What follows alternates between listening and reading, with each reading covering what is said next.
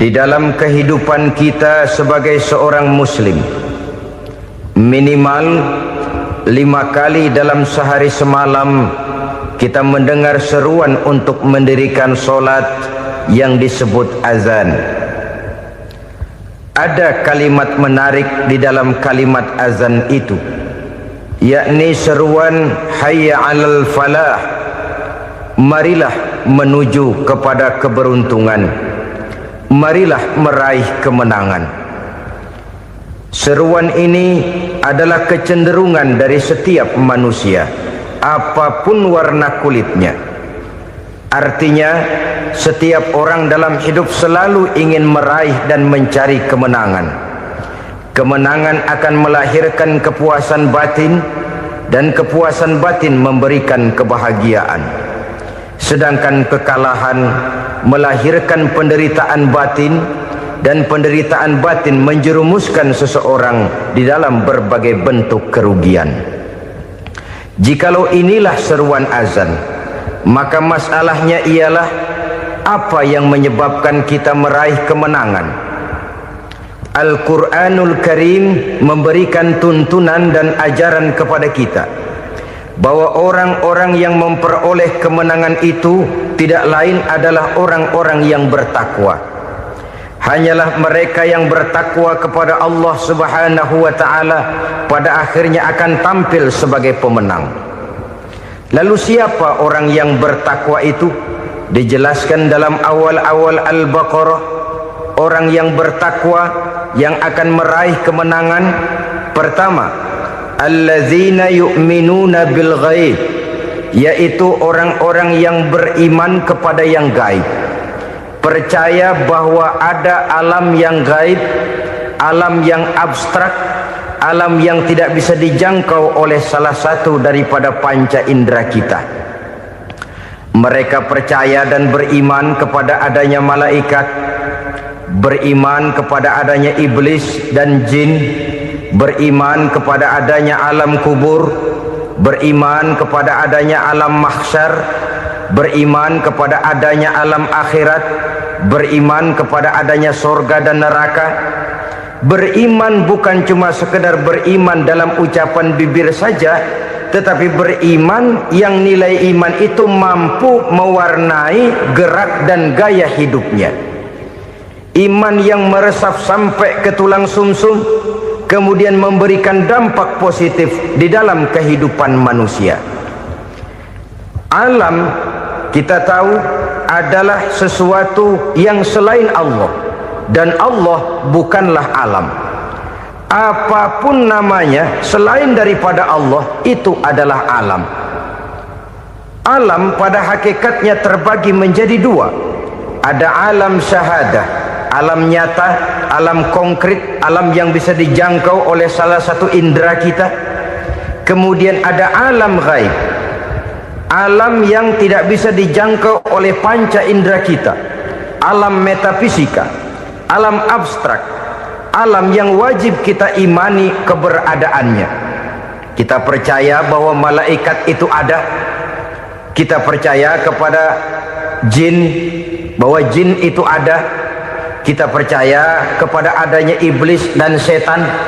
Bukan percaya kepada iblis dan setannya, percaya bahwa iblis dan setan itu ada. Itu termasuk salah satu daripada sifat orang yang bertakwa kepada Allah. Saudara-saudara kaum muslimin rahimakumullah, kecenderungan pembangunan yang lebih bersifat materialistis biasanya menggeser aspek kehidupan rohani. Orang berpikir empiri, dan dalam pola pikir yang demikian maka alam gaib tidak lagi mendapat perhatian. Aspek kehidupan yang bersifat rohaniah malah mulai ditinggalkan. Akibatnya terjadilah kepincangan di dalam kehidupan kita. Pernah ada satu pengalaman pribadi dalam perjalanan kembali ke tanah air. Dalam pesawat di sebelah kanan saya duduklah seorang Jerman namanya Heiner Simonsen. Iseng saya ajak kenalan, saya ajak ngobrol, saya tanya dia. Saya bilang, Mas Henner ini. Kalau pesawat yang kita tumpangi ini jatuh ke bawah, kira-kira apa yang bakal terjadi, Mas? Dia bilang, kita semua akan mati. Begitu? Ya. Oke. Apa itu mati? Tanya saya. Dia bilang, untuk tahu apa itu mati, kita harus tahu lebih dahulu apa itu hidup. Saya pikir nih bule bisa ngomong juga.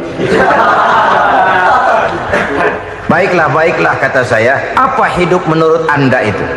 Oh, hidup itu dia bilang, kalau seluruh anggota badan kita bekerja secara normal, paru-paru memompa darah secara normal, jantung berdetak secara normal, sel-sel tubuh bekerja secara fit, dan organisme tubuh hanya mau bekerja secara normal, dia bilang, kalau kita memberi makan yang cukup, menu yang teratur, dan gizi yang lengkap. Saya bilang, kesimpulannya apa, Ner? Dia jawab, hidup adalah dari tangan ke mulut. Life is from the hand to the mouth, kata dia. Hidup adalah dari tangan ke mulut. Jadi masalah hidup tidak lebih daripada masalah isi perut. Orang pergi pagi, pulang sore, peras keringat, banting tulang, perut yang dibelain. Saya bilang, you are wrong. Sampean salah, Ner. Kamu orang Islam bukan? Bukan.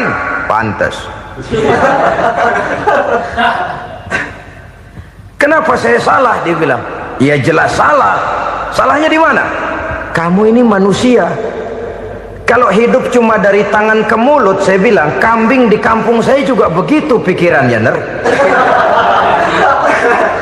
Itu kambing di kampung saya, asal perutnya kenyang, sudah hidup dia. Perkara besok bagaimana, lusa prospeknya macam mana, bulan depan ada apa, kambing nggak pernah mikir. Di kampung saya kambing juga pikirannya begitu.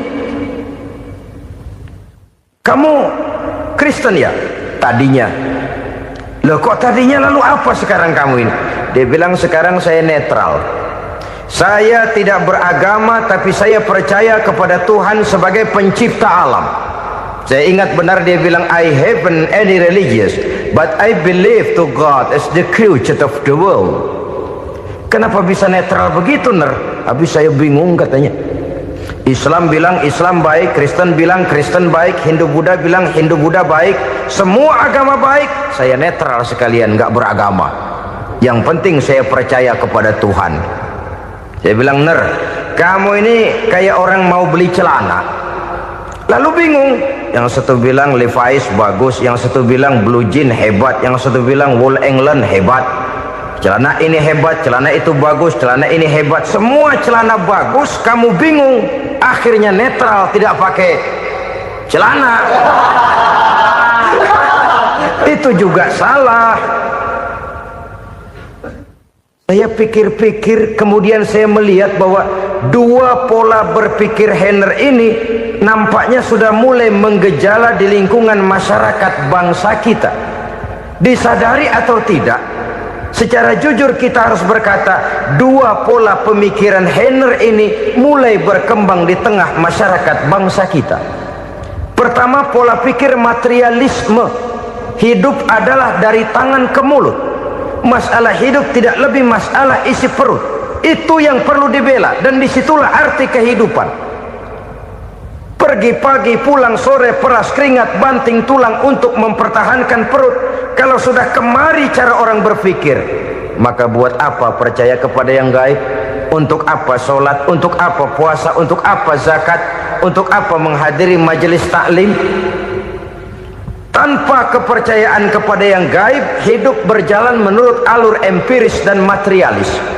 Kalau sudah ke sana cara orang berpikir, biasanya orang lalu cenderung menghalalkan segala cara. Hanyalah orang yang percaya bahwa akhirat ada, hanyalah orang yang percaya bahwa alam kubur itu ada, hanyalah orang yang percaya bahwa malaikat itu ada, hidupnya akan lebih terarah dan terkendali.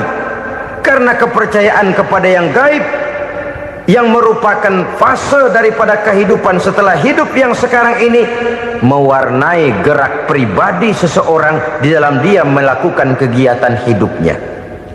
Pola berpikir materialisme, disadari atau tidak, mulai menggejala di lingkungan masyarakat bangsa kita.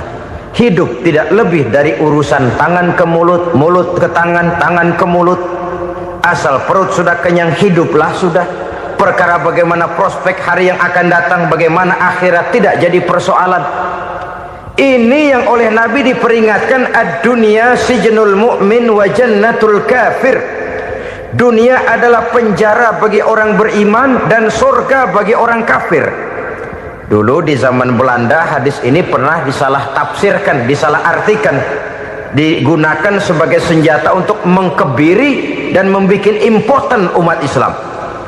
Sudahlah umat Islam gak usah macam-macam, kata Belanda. Dunia ini kan penjara buat orang Islam, surga buat orang kafir. Di penjara jangan bertingkah.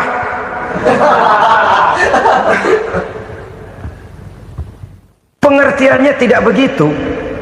Dunia adalah penjara bagi orang mukmin. Artinya dalam kehidupan dunia seorang mukmin tidak bebas memperturutkan hawa nafsunya. Di penjara hawa nafsunya. Sebaliknya surga bagi orang-orang kafir. Buat orang kafir surgalah dunia ini. Mereka bebas memperturutkan hawa nafsunya, dilarang tidak terlarang, dicegah pun tidak tercegah. Mereka hidup menurut alur bisikan nafsu mereka sendiri. Kemudian bila ajal datang, maut merenggut nyawa, selesailah surganya sampai di situ. Maka bagi orang-orang yang tidak percaya kepada adanya akhirat, kepada adanya alam gaib, surganya sebatas umurnya. Sekali lagi, surganya sebatas umurnya. Bila umur selesai, ajal pun datang merenggut nyawa, selesailah sudah surganya sampai di situ. Alangkah pendeknya perjalanan orang-orang yang tidak percaya kepada alam gaib ini. Bagi kita mukmin, jikalau kita mampu memenjarakan hawa nafsu, kita bisa bahagia di dunia ini. Dan Islam memang tidak menyuruh kita sengsara di dunia. Raih dunia, kejar dunia, gapai dunia sebagai alat untuk mencapai kebahagiaan di akhirat nanti.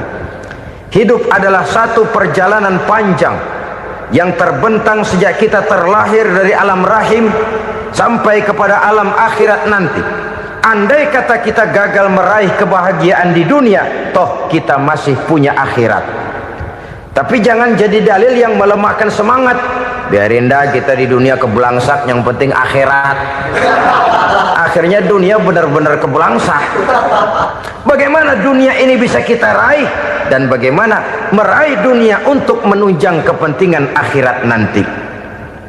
Yang kedua, dari pikiran Heiner yang saya lihat menggejala di lingkungan masyarakat bangsa kita, timbulnya manusia-manusia netral. Seolah-olah Tuhan yes, agama no. Sama Tuhan percaya, agama ogah. Tuhan ngangguk, giliran agama godeng. Padahal hampir dalam setiap ayat dalam Quran, kata-kata amanu biasanya bergandeng dengan wa amilus sholihat, iman dan amal soleh. Ini sebagai isyarat Tuhan dan agama jangan pernah dipisah-pisah. Apabila kita bertuhan, maka kita harus beragama. Apabila kita beragama, maka agama itu harus bersumberkan dari Tuhan yang kita imani itu. Tidak mungkin kita pisah, Tuhan yes, agama no. Sama Tuhan percaya tapi agama bikin sendiri. Sembayangnya cukup bengong 2 jam madep mulon.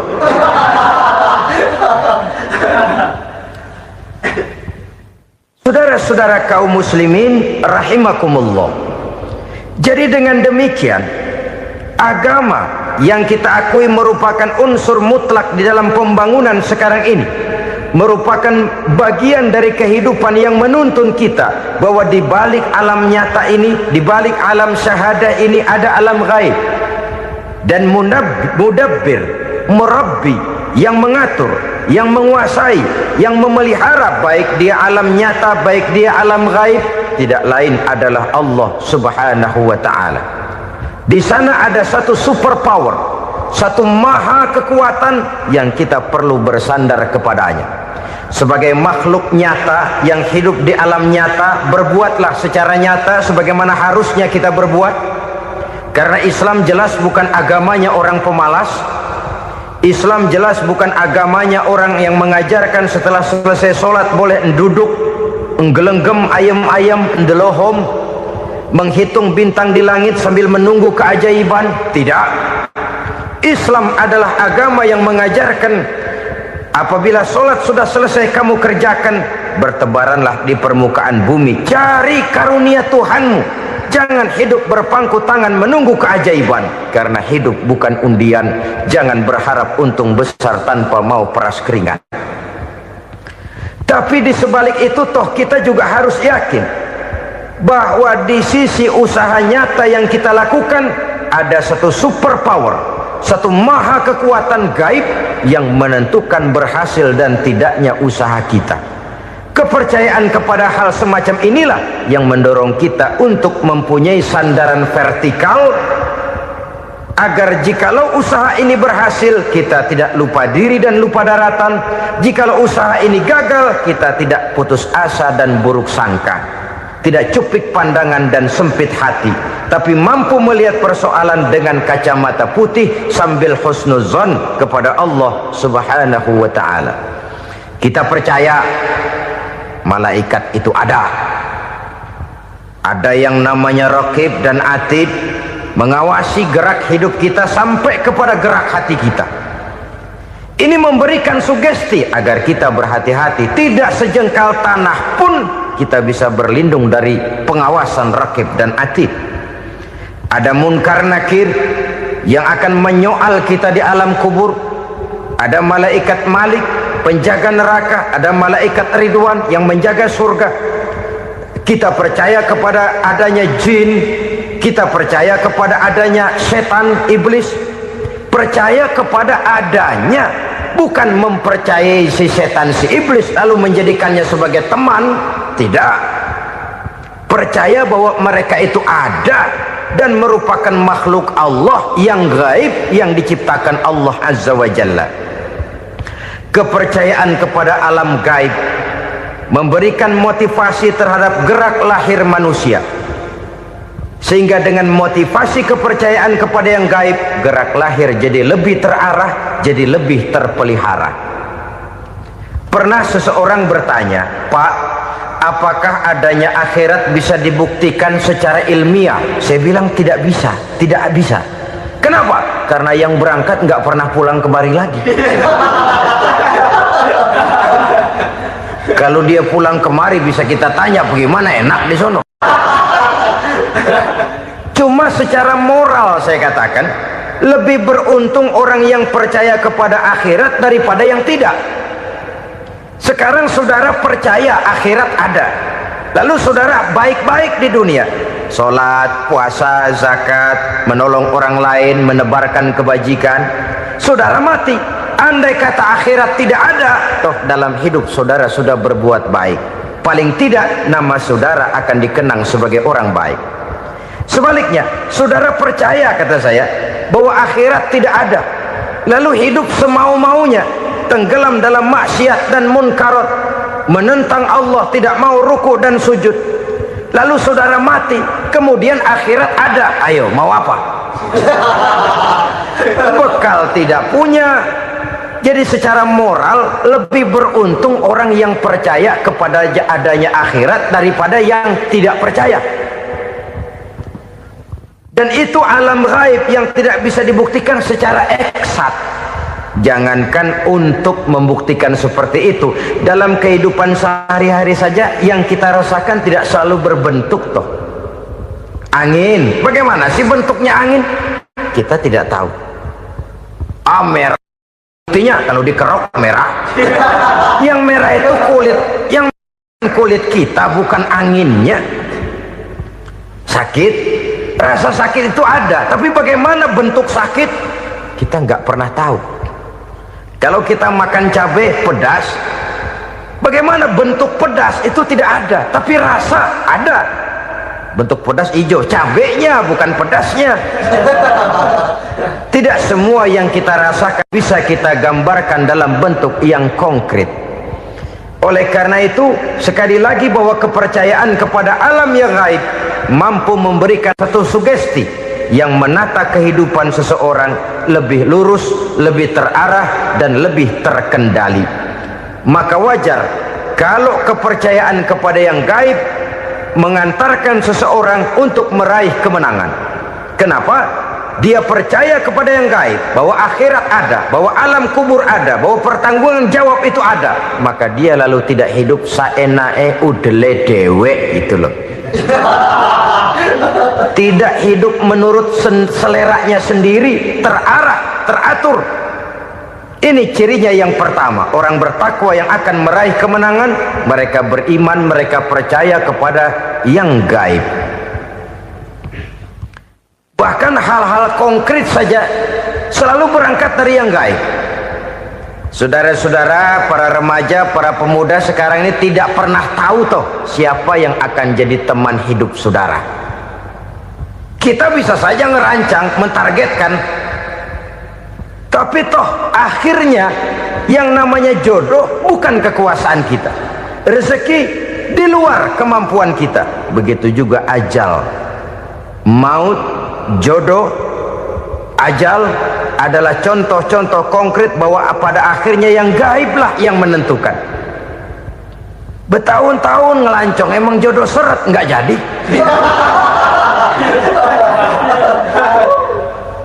Begitu kenal baru setengah malam nginep ditangkap hansip kan. Hal-hal semacam itu kadang-kadang kita berpikir suuzon, gilet, perempuannya cakep banget, lakinya rebek amat. Memang begitulah jodohnya. Memang begitulah jodohnya. Saudara hadirin ma'asyiral muslimin yang saya hormati, jadi hal-hal yang konkret saja kita yakini sepenuhnya ditentukan oleh satu superpower yang gaib itu tadi. Dari sanalah segala ketentuan itu berangkat dan kesanalah segalanya akan kembali. Maka kepercayaan kepada yang gaib meluruskan gerak hidup seseorang dan itu akan mengantarkan dia kepada meraih kemenangan. Satu. Yang kedua, wa yuqimuna shalah. Orang bertakwa yang akan meraih kemenangan itu adalah orang-orang yang mendirikan sholat. Kenapa sholat mengantarkan orang untuk meraih kemenangan? Yang jelas, inna sholata tanha anil fahsya'i wal munkar. Sholat mampu mencegah manusia dari perbuatan keji dan munkar. Banyak filsafat hidup yang terkandung di dalam sholat ini. Sejak kita wudhu sampai kita menghadap ke arah kiblat, sampai kita melakukan gerak-gerak sholat, bacaan-bacaan yang ada di dalam sholat, lalu sampai kepada mengucapkan salam. Banyak filsafat hidup yang terkandung di dalam sholat. Umpamanya saja, setelah takbiratul ihram mulai kita dengan sholat dalam posisi berdiri, diajarkan dalam kitab-kitab fikih agar kita melihat ke arah tempat sujud. Ini kan filsafat kehidupan. Kalau kamu sholat dalam posisi berdiri, lihat tempat sujud. Jangan sholat mata jelalatan, sebab nanti bisa mengurangi kekhusyuan.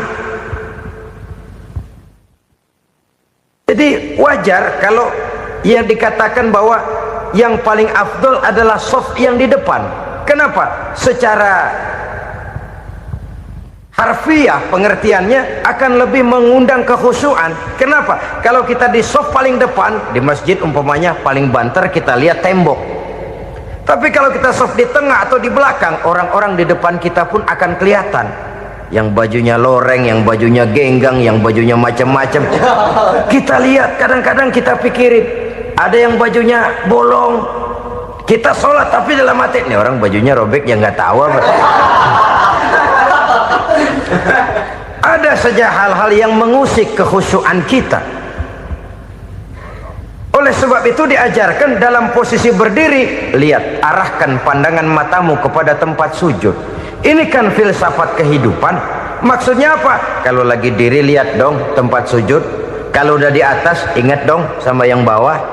Kalau sudah tinggi, ingat dong dari mana kamu berangkat. Kalau sudah berkuasa, bantu dong yang lemah. Kalau sudah kaya, santuni dong yang miskin. Kalau sudah alim, bimbing dong yang awam. Ini filsafat kehidupan. Dalam posisi berdiri, kau lihat tempat sujud. Ini akan melahirkan kepekaan sosial, di mana seseorang mau tahu kepada orang lainnya. Bagaimanapun kaya kita, tinggi pangkat dan jabatan kita, jikalau hidup hanya untuk kepentingan perut sendiri saja, rasanya belum membawa manfaat di dalam kehidupan kita. Tapi efek yang tertinggi sesungguhnya, solat mencegah manusia dari perbuatan keji dan munkar. Perbuatan keji dan munkar, walaupun kelihatannya mendatangkan uang, membawa keuntungan, tapi itu keuntungan semu, keuntungan sementara. Dengan menipu orang lain kita bisa dapat untung, tapi tidak membawa berkah, dan itu adalah kerugian besar dalam kehidupan kita. Maka untuk meraih kemenangan harus dimulai dengan membentuk kepribadian yang tegar, memiliki sandaran vertikal yang langsung kepada Allah Subhanahu wa ta'ala, dan itu hanya bisa kita tempuh melalui jalur ibadah formal yang sudah ditentukan Allah, yakni solat yang 5 waktu. Untuk memperkuat itu ada solat-solat sunnah, rawatib, nawafil sebagai terminal kontrol cadangan untuk memelihara stabilitas temperatur batin di dalam kita berhubungan dengan zat yang maha gaib, yaitu Allah Subhanahu wa ta'ala. Orang sering bertanya, Pak, itu tetangga saya nggak sholat, duitnya nggak habis-habis, Pak. Nggak sholat tapi mobilnya tambah terus, nggak sholat tapi usahanya makin maju. Tapi di sisi lain ada orang yang rajin sholat, rezekinya butak bener, anaknya mana kurus, mana korengan.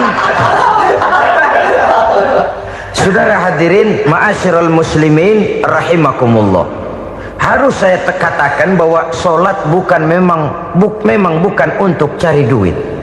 Solat adalah sandaran vertikal kita kepada Allah.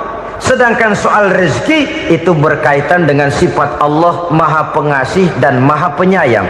Allah maha pengasih, siapapun dikasih kalau mau usaha. Allah maha penyayang, tidak semua orang disayang oleh Allah Azza wa Jalla. Dan belum tentu banyak harta itu merupakan nikmat. Mungkin juga istidraj. Artinya istidraj itu dikasih tapi diambulin, kalau bahasa Betawinya itu.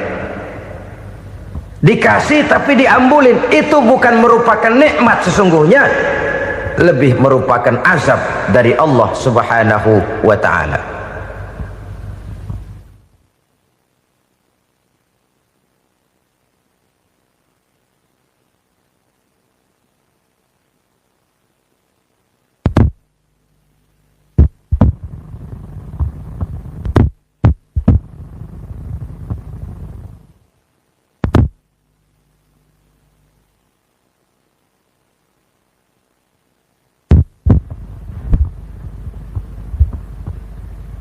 Agama mempunyai sistem solat, dan kita umat Islam telah dituntun oleh Allah Subhanahu wa ta'ala yang wajibnya 5 kali dalam sehari semalam mendirikan solat, dan itu tentu berada dalam jangkauan kemampuan manusia. Pada awalnya barangkali kita memang merasa solat itu satu kewajiban, tapi semakin kita hayati makna, manfaat dan filsafat yang terkandung di dalam ajaran solat, semakin sampai kita kepada keyakinan bahwa solat adalah keperluan kita. Sehingga pada waktu tertentu dinilai puncaknya, kita tidak lagi akan berkata saya wajib solat, tapi kita akan berkata saya perlu solat. Kalau kita sudah merasakan itu adalah keperluan kita, nah di sanalah kita baru akan merasakan ruginya kalau hal itu tidak kita laksanakan. Sepanjang kita masih berkata saya wajib sholat, kita akan lebih merasakan dia sebagai beban ketimbang sebagai keperluan. Yang jelas Allah tidak memerlukan ibadah yang kita laksanakan ini. Dengan kata lain, Andai kata satu dunia penuh ini orang tidak ada yang sholat satu pun, Allah tidak akan turun dari jabatan Tuhan. Jangan lalu berpikir kalau kita ngambek se-RW kagak sembahyang Tuhan tekor kali ini ya. Tentu tidak. Itu perlunya kita, bukan perlunya Allah. Dan pada induknya kita akan berkata, saya perlu agama. Kalau secara induk kita sudah memerlukan agama, maka konsep-konsep yang ada di dalam ajaran agama itu pun adalah juga merupakan keperluan kita. Baik dia bernama sholat, baik dia bernama puasa, baik dia bernama zakat, baik dia bernama haji, seluruhnya adalah keperluan kita. Dan sesuatu yang kita perlukan apabila tidak kita laksanakan akan melahirkan kerugian di dalam kehidupan. Jangan heran kalau kita membaca riwayat perjalanan hidup para salafus soleh, orang-orang soleh. Ada yang tahajud sampai 100 rakaat, ada yang sholat malam kakinya sampai bengkak. Kita sekalinya bengkak biri-biri. Ada yang sholat membaca surah dalam Al-Quran sampai khotam Quran. Kok mau? Mereka sudah merasakan itu keperluan. Itu saja soalnya. Satu saat pun jikalau kita merasa bahwa itu keperluan saya, kita pun akan melaksanakan seperti itu. Keperluan saya dalam kehidupan. Inilah yang kedua. Yang ketiga, orang bertakwa yang akan meraih kemenangan itu, wa mimma razaqnahum yunfikun. Mereka membelanjakan sebagian daripada rezeki yang diberikan Allah kepada mereka. Mereka infakkan di jalan Allah. Ada satu dialog menarik. Satu hari seorang anak muda bertemu dengan seorang kakek-kakek yang sudah dikenalnya baik. Bertanyalah anak muda ini, "Kek, umur kakek berapa tahun?" 15 tahun, kata si kakek. Anak kakek berapa orang? 1. Harta kakek berapa banyak? 15 juta. Si anak muda ini bengong, lalu protes, "Kok kakek bohongin saya?" "Kenapa?" "Saya tahu umur kakek 70 tahun. Kenapa ngaku 15? Saya tahu anak kakek 5. Kenapa bilang 1? Saya tahu kakek miliuner, miliaran uang kakek. Kenapa ngaku cuma 15 juta? Begini, kata si kakek tadi. Benar, umur saya 70 tahun. Tapi dari umur yang 70 tahun itu baru 15 tahun terakhir ini saya merasakan ibadah kepada Allah. Meninggalkan maksiat, jauh dari segala macam munkarat. Maka yang 15 tahun inilah yang benar-benar saya rasakan sebagai umur saya. Benar anak saya 5, tapi yang 4 susah diatur. Cuman 1 rasanya nih yang bakal jadi si buah hati belahan jantung berlanjut cerita penerus sejarah. Cuma 1 ini yang saya harapkan, yang akan jadi anak soleh, yang akan membuat saya menerima pensiunan pahala. Kalau yang 4 apek dah, nggak ada harapan. Yang 1 nyekek botol melulu. Oh begitu, iya.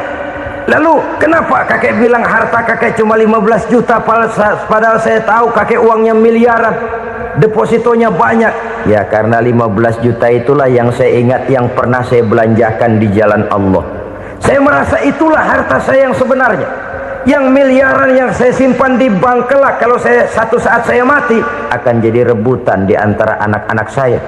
Iya kalau anak saya soleh kayak yang 1 ini. Kalau yang 4 tadi udah tulen dia bakal berantem dah berebut tuh. Jadi 15 juta yang saya belanjakan di jalan Allah inilah yang saya merasakan benar-benar harta saya yang sesungguhnya. Dialog ini patut menjadi bahan renungan kita bersama. Diberikan kita umur 40, 50, 60, 70, 80. Berapa tahun dari umur yang diberikan itu yang jalan mulus, yang kita gunakan untuk melaksanakan ibadah? Banyak harta kita simpan di bank, di lemari, di dompet, di tas. Tapi berapa yang sudah kita depositokan di jalan Allah yang akan menemani kita di hari kita kembali nanti? Maka orang bertakwa yang akan meraih kemenangan, wa mimma razaqnahum yunfikun, mereka membelanjakan sebagian dari rezeki yang diberikan Allah di jalan Allah subhanahu wa ta'ala. Ma'asyiral muslimin rahimakumullah, zahirnya memang kita memberikan kepada orang lain, tapi hakikatnya kita menyimpan untuk diri kita sendiri. Kita memberikan kepada yatim piatu 25.000, zahirnya kita memberikan si yatim, hakikatnya kan kita cuma nyimpan. Saya berikan, titip kepadamu, ini untuk saya di akhirat. Kau boleh belikan baju, kau boleh belikan untukmu makan, kau boleh bayarkan sekolahmu, ini untuk saya. Hakikatnya kita nyumbang masjid 1 juta, zahirnya kita berikan kepada panitia masjid, tapi hakikatnya kan cuma titip 1 juta ya untuk saya di alam kubur nanti. Silahkan kau boleh belikan semen, ini uang, belikan besi, belikan pasir, saya cuma sekedar titip untuk kepentingan saya. Hakikatnya kita cuma sekedar menitip. Sebagaimanapun pada hakikatnya, apapun yang kita miliki dalam kehidupan kan cuma sekedar hak guna pakai, bukan hak milik mutlak. Harta kita, rumah kita, kendaraan kita, kebun kita, pabrik kita, hak guna pakai saja. Hak milik mutlak cuma untuk Allah subhanahu wa ta'ala. Saudara-saudara kaum muslimin rahimakumullah, ini yang ketiga. Kemudian yang keempat, orang-orang bertakwa yang akan meraih kemenangan, allazina yu'minuna bima unzila ilaika, mereka yang beriman, mereka yang percaya kepada apa yang telah diturunkan kepadamu Muhammad, ay Al-Quran, yakni Al-Quranul Karim. Setelah percaya kepada yang gaib, mendirikan solat, kemudian menginfakkan sebagian dari rezeki yang diberikan Allah, mereka juga lalu percaya kepada yang diturunkan terhadap Nabi, yaitu tidak lain Al-Quranul Karim. Sekali lagi di sini, percaya bukan hanya sekedar percaya saja, tetapi percaya lalu menjadikan Al-Quran itu sebagai pedoman hidup. Sebab memang Al-Quran itu adalah GBHM, garis-garis besar haluan muslim. Apa yang harus kita lakukan, apa yang harus tidak kita lakukan, bagaimana mestinya kita bertingkah laku dan berbuat, seluruhnya tercantum di dalam Al-Quranul Karim. Itu sebabnya ketika satu hari Aisyah ditanya bagaimana akhlak Rasul, beliau menjawab, kana Rasulullah sallallahu alaihi wasallam khuluquhul Quran. Akhlak daripada Rasulullah tidak lain adalah Al-Quran. Jawaban simpel ini memberikan gambaran bahwa keseluruhan daripada konsepsi Quran sudah diterjemahkan dalam kehidupan Rasulullah sallallahu alaihi wasallam. Karena kita tahu akhlak adalah keseluruhan dari gerak hidup manusia, sejak ia berpribadi, berumah tangga, bertetangga, bermasyarakat, sampai kepada berbangsa dan bernegara. Al-Quran tetap memberikan sentuhan nilainya. Oleh karenanya, orang-orang yang bertakwa adalah orang-orang yang menjadikan Al-Quran sebagai pedoman dalam kehidupannya. Dan kita yakini Al-Quran diturunkan kepada Nabi Muhammad bukan merupakan produk Nabi Muhammad. Isi dan redaksinya langsung dari Allah subhanahu wa ta'ala. Kemudian cirinya yang kelima, orang bertakwa yang akan meraih kemenangan itu, wa ma unzila min qablika, tidak hanya sekedar percaya kepada yang diturunkan terhadap Nabi Muhammad yaitu Al-Quran, mereka juga percaya kepada apa yang pernah diturunkan kepada para nabi, kepada para rasul sebelum Nabi Muhammad. Percaya kepada adanya suhuf, percaya kepada adanya Taurat, percaya kepada adanya Injil, percaya bahwa Allah dahulunya sudah menurunkan Taurat kepada Musa, percaya bahwa Allah sudah menurunkan Injil kepada Isa, percaya Injil ada, Taurat ada, diturunkan Allah untuk Isa dan Musa, tetapi tidak wajib mengamalkannya karena kita sudah diberikan Al-Quranul Karim. Ini yang perlu saya garis bawahi. Kita percaya Allah telah menurunkan Injil dahulu kepada Isa. Kita percaya bahwa Allah telah menurunkan Taurat dahulunya kepada Nabi Musa. Kadang-kadang ini dijadikan dalih, dikacaukan pengertiannya. Quran saja mengajarkan bahwa orang yang bertakwa harus percaya kepada Injil, maka pakailah Injil. Apalagi kalau ayat sebelumnya ditilap, dihapus, dihilangkan, Injilnya yang ditekankan, maka akan terjadilah penekanan yang salah arah. Karena salah arah akhirnya bisa merusak dan menghancurkan akidah. Ketika Rasul suatu saat pernah ditanya orang, "Ya Rasul, bagaimana sikap kita sebagai muslim terhadap Injil yang ada sekarang?" Beliau menjawab, "La tukadzibuhu jami'an wa la tusaddiquhu jami'an." Jangan didustakan seluruhnya, jangan juga dibenarkan semuanya. Artinya, ini sudah merupakan gambaran dari Rasul bahwa dalam Injil yang ada sekarang masih ada ajaran-ajaran tauhid yang dibawa oleh Nabi Isa dan diajarkan kepada umatnya. Tapi juga dalam Injil yang sekarang ini sudah terkena intervensi dan investasi manusiawi. Karena itu Rasul menyimpulkan, la tukadzibuhu jami'an wa la tusaddiquhu jami'an. Jangan didustakan semua, jangan dibenarkan seluruhnya. Kita memang percaya Allah telah menurunkan Injil kepada Nabi Isa dulu, tapi kita tidak wajib mengamalkan Injil. Kita percaya Allah telah menurunkan Taurat kepada Nabi Musa, tapi kita tidak wajib mengamalkan kitab ajaran Taurat. Yang wajib kita percayai dan kita amalkan hanyalah Al-Quranul Karim. Kenapa? Oleh karena baik yang ada di dalam Taurat, baik yang ada di dalam Injil, tentu tercakup di dalam Al-Quran sebagai kitab terakhir yang diturunkan oleh Allah Subhanahu wa Ta'ala. Dan itu wajar. Kalau seorang pejabat mau mengeluarkan satu keputusan baru, tentu dia harus meninjau keputusan-keputusan lama. Andai kata dianggap tidak berlaku, dianggap tidak relevan lagi, maka keputusan-keputusan lama itu tentu sudah dianggap tidak berlaku.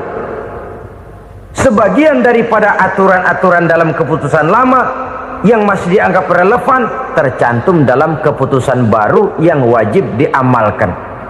Begitulah hubungannya antara Al-Quran, Taurat, Zabur, dan Injil. 4 kitab samawi yang diturunkan Allah masing-masing kepada Zabur untuk Nabi Daud, Taurat untuk Nabi Musa, dan Injil untuk Nabi Isa alaihi wassalatu wassalam. Ketiga-tiga kitab itu kita percayai adanya.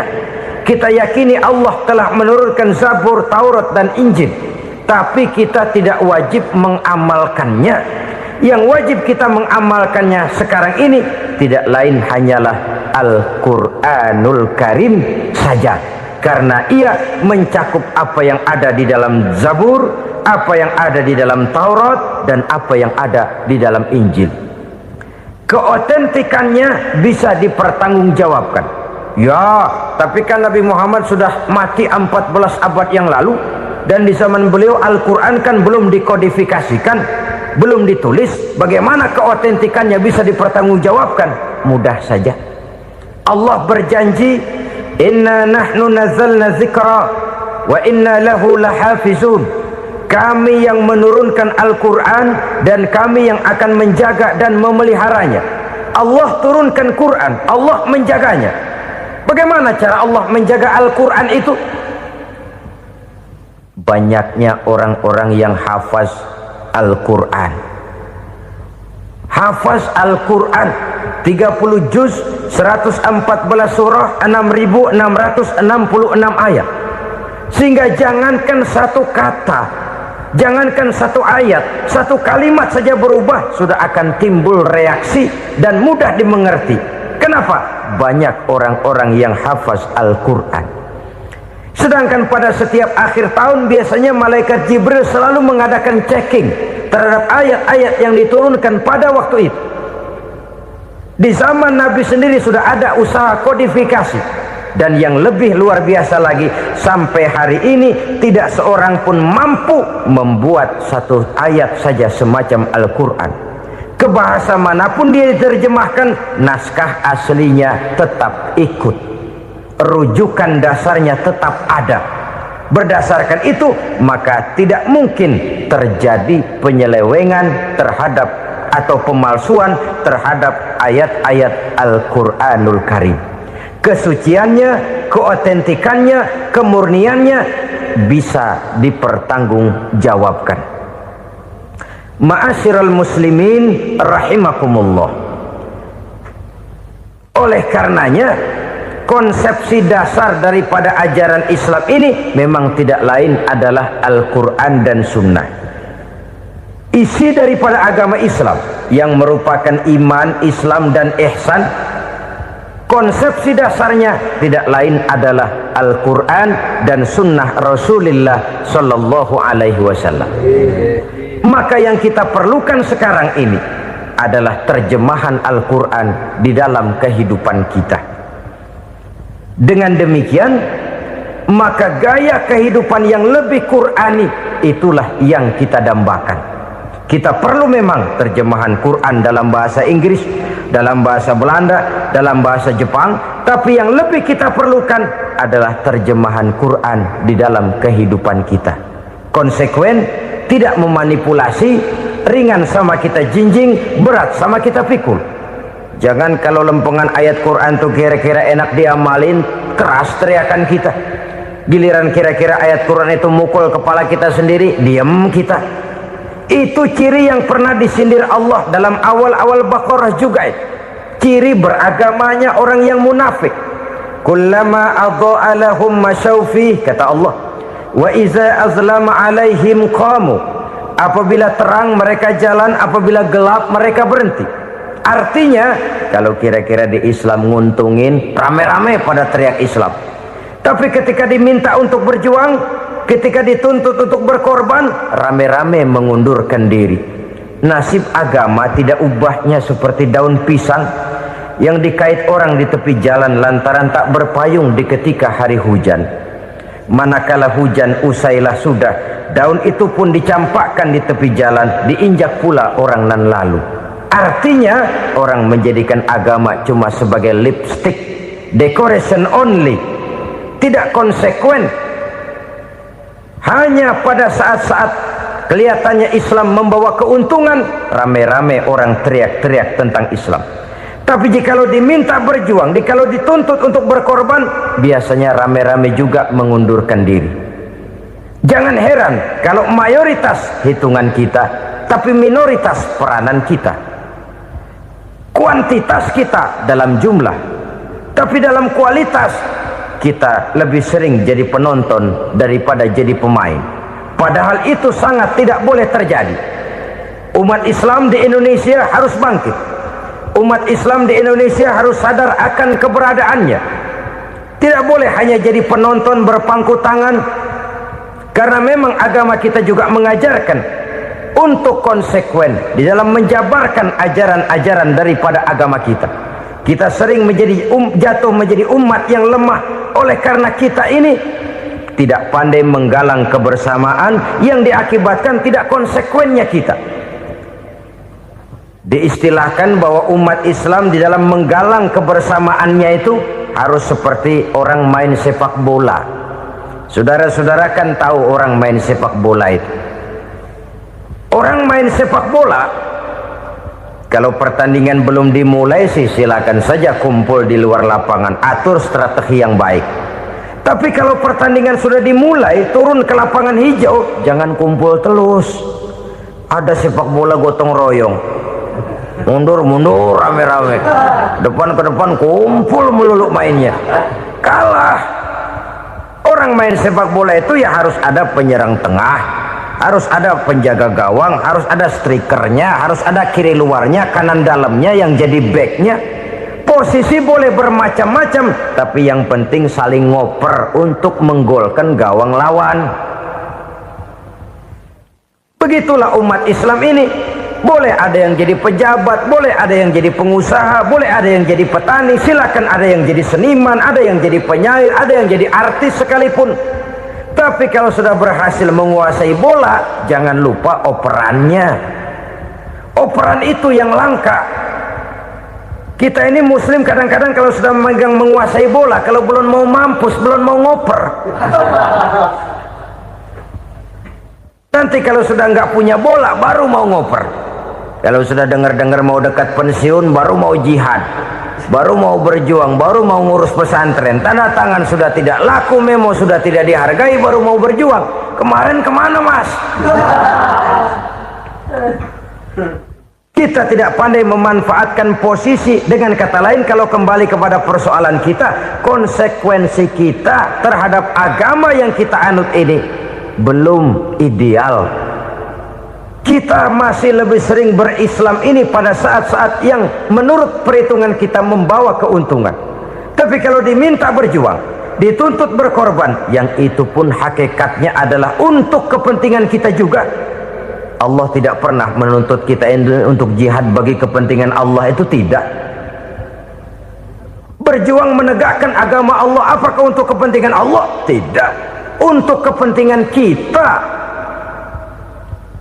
Sebab nilai-nilai jihad itu pada akhirnya akan membawa kita kepada suatu kebahagiaan. Setidaknya kalau tidak di dunia, tentu di akhirat sebagai syahid. Oleh karena itu, pada bagian akhir ini saya ingin mengajak, marilah kita konsekuen. Sekali kita berkitabkan Al-Quranul Karim, mari dia kita jadikan pedoman. Jangan cuma kita jadikan sebagai penghias dinding, pelengkap rumah, bahwa di rumah kita ada Al-Quran, tapi yang baca kecoa. Habis pada bolong tuh Quran. Yang penting kan punya Quran. Ditaruh di pintu rumah. Biar apa? Biar kuntilanak kagak masuk katanya. Ya apa itu nasib Quran? Cuma kerjanya jaga pintu, ngusir kuntilanak, ngusir memedi. Bagaimana kita hidup menurut tuntunan Al-Quran? Kadang-kadang tidak pernah menjadi masalah bagi kita. Maka bagaimanakah Al-Quran akan mungkin membawa keberkahan dalam hidup kalau ajarannya kita injak-injak dalam keseharian kita? Mewujudkan gaya hidup yang lebih Qurani, itulah yang akan kita rintis di dalam kehidupan kita, bertahap, step by step, menurut kemampuan yang ada pada kita. Jika jalan ini tidak bisa kita selesaikan, percayalah akan ada generasi penerus yang akan melanjutkan usaha dan cita-cita mulia itu. Jadi percaya kepada Taurat, percaya kepada Injil, sekedar percaya Allah dahulunya sudah menurunkan itu, tapi kita tidak wajib mengamalkannya.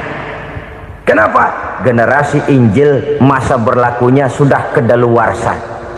Taurat masa berlakunya sudah kedaluarsa. Injil pernah berlaku untuk orang Nasrani di zaman Nabi Isa. Taurat pernah berlaku untuk orang Yahudi di zaman Nabi Musa. Setelah generasinya berlalu, datang Rasul penutup yang membawa Al-Quranul Karim. Maka Al-Quran itulah yang berlaku menjadi pedoman sampai hari akhir nanti. Jangan jauh dari Al-Quran, karena apabila ini kita lakukan, maka kita akan kembali kepada satu gaya hidup yang jauh dari tuntunan agama, dan itu artinya kita akan semakin jauh untuk meraih kemenangan. Saudara-saudara kaum muslimin rahimakumullah. Yang keenam, yang terakhir, orang-orang bertakwa yang akan meraih kemenangan itu wabil akhirati hum yuqinun. Mereka percaya, mereka yakin seyakin-yakinnya akan adanya hari akhir, di mana seseorang akan mempertanggungjawabkan seluruh perbuatannya di dalam hidup ini, dan tidak ada satu perbuatan yang bagaimana kecilnya sekalipun yang tersembunyi dalam pandangan manusia yang tidak akan dibukakan persoalannya di mahkamah Qadi Rabbul Jalil di akhirat nanti. Itulah sebabnya maka percaya kepada akhirat disebut secara khusus. Padahal di awal tadi sudah dijelaskan yu'minuna bil ghaib, percaya kepada alam gaib, dan alam gaib ini termasuk akhirat. Kenapa pada bagian akhir disebut lagi akhirat? Karena ternyata bahwa kepercayaan kepada adanya akhirat merupakan induk dari kepercayaan terhadap adanya malaikat, setan, jin dan lain sebagainya, dan akan lebih memberikan sugesti dalam kehidupan manusia untuk meluruskan gerak hidupnya. Jikalau satu saat tergerak hati akan berbuat kejahatan, ingin mencuri, sadarlah, awas ada akhirat. Sebab kalau kita cuma teriak awas ada polisi, itu cuma tertunda sementara. Begitu polisi meleng, embat. Kalau kita ingin berbuat jahat cuma berteriak awas ada hansip, cuma sementara, hansip itu ada. Tapi kalau ceritanya awas ada akhirat, mau menyeleweng awas ada akhirat, mau berjudi awas ada akhirat, mau mencuri awas ada akhirat. Keyakinan yang akan meluruskan gerak hidup manusia sehingga gerak itu jadi lebih terarah dan terkontrol, tidak merugikan baik diri sendiri, lebih-lebih orang lain. Ternyata bahwa kepercayaan kepadanya adanya hari akhirat sanggup menjadi sumber daya kontrol dari kehidupan manusia, sehingga ia tidak terjebak dalam perbuatan maksiat dan munkarat. Saudara-saudara kaum muslimin, inilah saja yang kita bicarakan pada pertemuan kali ini. Semoga Allah subhanahu wa ta'ala memberikan kekuatan zahir dan batin kepada kita. Amin. Untuk dapat meraih kemenangan dengan beriman kepada yang gaib, mendirikan solat, membelanjakan sebagian dari rezeki yang diberikan Allah, percaya kepada Al-Quran, beriman kepada kitab-kitab yang diturunkan sebelum Al-Quran, lalu meyakini adanya hari akhirat. Saya percaya kepada sesuatu yang saya mengerti, sesuatu yang boleh dipelajari sejak TK sampai perguruan tinggi, sejak anak-anak sampai kakek nenek. Saya bukan percaya kepada sesuatu yang saya tidak mengerti tapi yang harus saya percaya. Saya justru percaya kepada sesuatu yang memang saya mengerti. Saudara-saudara, demikianlah bahwa Tuhan dalam Islam adalah Tuhan yang terbuka, rasional, boleh dipelajari sejak kakek-kakek sampai anak-anak, sejak TK sampai kepada perguruan tinggi. Lalu yang kedua, masih menurut kata dia, saya adalah pengagum Amerika, dia bilang, sebagai penegak hak-hak asasi manusia, sebagai pahlawan demokrasi yang pagi-pagi sudah mencanangkan di dalam dia punya Declaration of Independence bahwa semua manusia dilahirkan sama, all men are created equal. Saya kagum dengan itu, sampai pada satu saat menurut cerita dia, saya berada di New York, saya mau masuk sebuah restoran, saya tertegun ketika saya akan masuk. Di pintu restoran itu tertulis white only, white only, hanya melayani kulit putih. Artinya sing kulite ireng minggir. Saya gelo, saya nelongso, bahasa Inggrisnya. Katanya all men are created equal, semua manusia dilahirkan sama. Lah ini kok tegel-tegele, kok sampai hati bikin tulisan hanya melayani kulit putih. Sampai saya melihat dalam Islam ini betapa si kulit putih dan si kulit hitam duduk saling berdampingan. Masjid menjadi simbol semangat kebersamaan mereka. Siapapun masuk masjid, buka sepatu.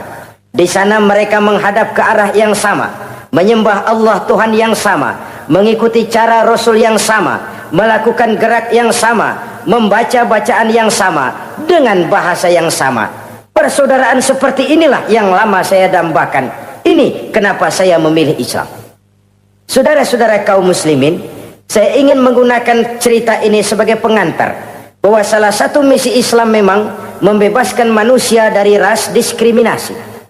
Nabi menyatakan, innallaha la yanzuru ila suwarikum wa amwalikum, walakin yanzuru ila qulubikum wa a'malikum. Sungguh Allah tidak melihat tampangmu, Allah tidak melihat potonganmu, Allah juga tidak melihat hartamu. Yang Allah lihat adalah hati dan amal perbuatanmu. Islam membebaskan manusia dari ras diskriminasi. Dari manapun orang datang, apapun warna kulitnya, dari suku apapun ia dilahirkan, akidah mengikatnya dalam satu persaudaraan yang mesra, persaudaraan Islam. Nilai manusia dengan demikian bergantung kepada ketakwaannya. Takwa, seperti kita tahu, adalah bahasa Quran yang sudah menjadi bahasa kita. Sedemikian sering kalimat ini dipakai, sampai-sampai ia mengalami pergeseran dari arti yang sebenarnya. Takwa, sejauh yang kita baca dari peninggalan para ulama kita, mempunyai konotasi imtithalul awamir wajtinabun nawahi. Melaksanakan seluruh yang diperintah Allah dan meninggalkan semua yang dilarangnya. Apa perbedaan prinsipnya? Kalau melaksanakan perintah itu sesuai dengan kemampuan, tapi menjauhi larangan itu mutlak. Enak kalau ada ayat jauhilah larangan Allah semampu kamu, enak.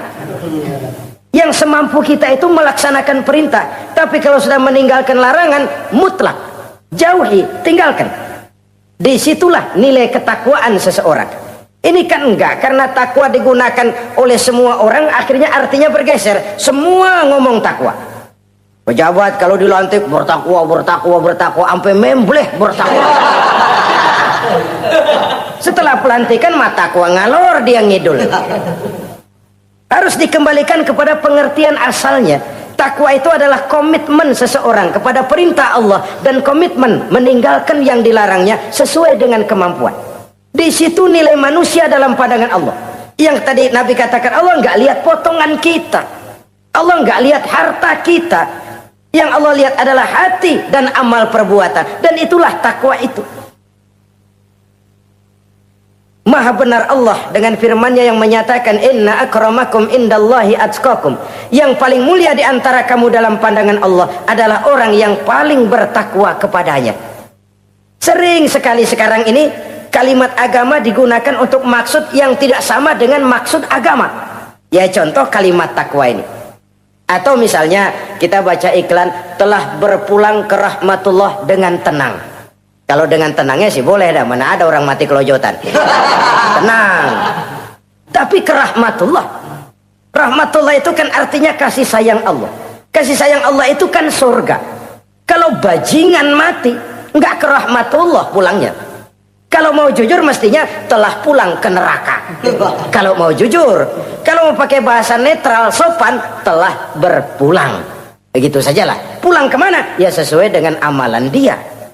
Tapi kita kadang salah kaprah menggunakan kalimat rahmatullah untuk yang tidak baik. Termasuk di dalamnya penggunaan kalimat takwa ini.